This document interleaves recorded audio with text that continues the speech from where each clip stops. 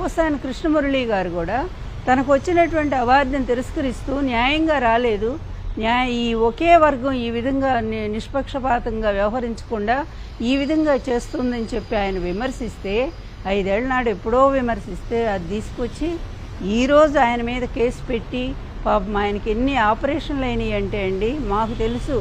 అసలు గొంతు పోయింది. ఆయన దాదాపు నెల రోజులు డాక్టర్లు మాట్లాడొద్దని చెప్పారు.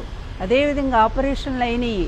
అటువంటి అనారోగ్యంతో ఉన్నటువంటి మనిషిని ఈ విధంగా దారుణంగా ఎప్పుడో కేసు ఎక్కడో, అది కూడా మనోభావాలు దెబ్బతిన్నాయట.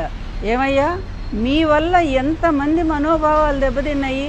మీ వల్ల ఎన్టీఆర్ దెబ్బతినలేదా? మీ వల్ల నేను దెబ్బతినలేదా? రోజా దెబ్బతినలేదా? పార్టీలో జగన్ గారు తినలేదా?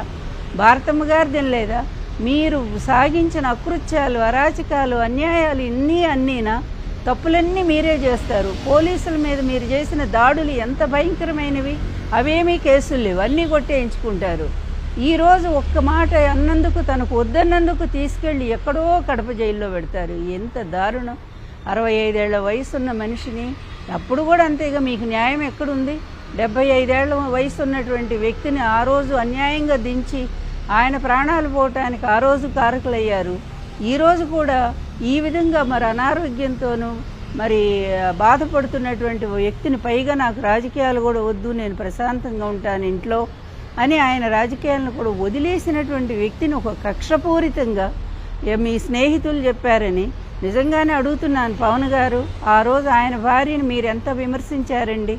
ఆయన భార్య పాపం ఇంట్లోంచి ఎప్పుడన్నా బయటకు వచ్చిందా? అటువంటి ఆమె మీద కూడా మీ మనుషులను పంపించి నిందలేయించారే.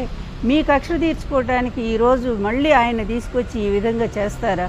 ఏం న్యాయం అండి పవన్ గారు? కొంచెమైనా మీరు ఆలోచించరా? వాళ్ళ తండ్రి కొడుకులకి ఎట్లాగూ బుద్ధి లేదు, మీకుందని మేము అనుకుంటున్నాం ఇప్పటిదాకా. కానీ మీరు కూడా ఈ విధంగా ప్రవర్తిస్తూ ఉంటే ఇక ప్రజాస్వామ్య వ్యవస్థ ఎటుపోతుందో, పూర్తి అరాచక వ్యవస్థ, అదేవిధంగా దాష్టిక పరిపాలన ఈ రాష్ట్రంలో కనిపిస్తూ ఉంది. ఆంధ్రప్రదేశ్ ప్రజలకు మీరు వరగూడిందేం లేదు, మీకు వరగబెట్టింది ఏమీ లేదు. పైగా ఈ విధంగా అటు వంశీని, ఇటు మరి పోసాని మురళీకృష్ణ గారిని, ఇంకా మరి వైఎస్ఆర్ కాంగ్రెస్ పార్టీ నాయకుల్ని ఎంతమంది మీద మీరు కేసులు పెట్టుకుంటూనే పోతూనే ఉన్నారు.